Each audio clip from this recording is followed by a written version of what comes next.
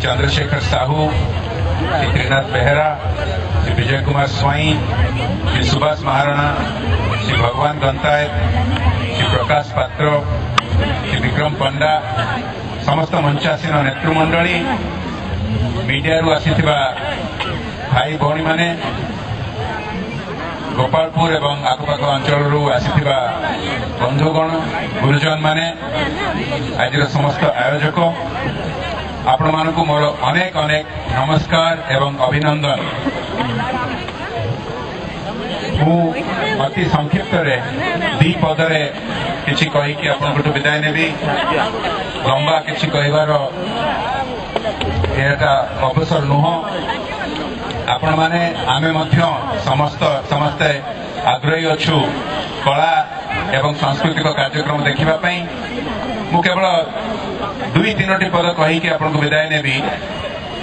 एटा कोनोसी राजनैतिक उद्देश्य नुह। मु पॉलिटिकल जिनस किछि कहबा पई चाहू नाही। मो पई खुशीर कथा जे आज मंच उपरे विभिन्न दलर रिप्रेजेंटेटिव अछंती।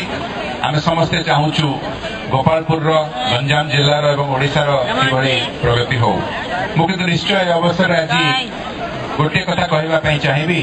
आज नुआ दिल्ली ठारे केंद्र सरकार घोषणा हेछि जे गत 5 वर्ष रो तथ्य देखिले सारा भारत वर्ष में ओडिशा होउची 5म नंबर राज्य जहार इकोनॉमी को बेगरे बढ़ी चली।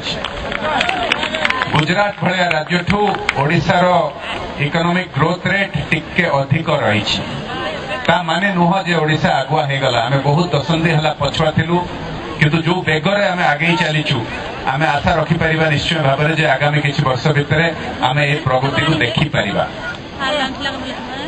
आम राज्य में पाखापाखि 450 किलोमीटर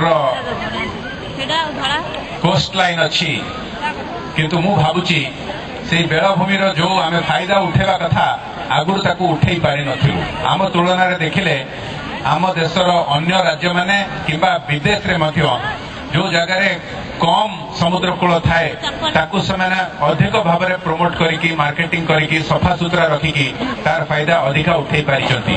तेणुकरी अत्यंत खुशीर कथा जे एभली एक जो पदक्षेप निया जाइछि बड़ भाव में आमर बीच फेस्टिवल ऑर्गेनाइज करा जाइछि एवं ता सहित हैंडीक्राफ्ट मेला करा जाइछि।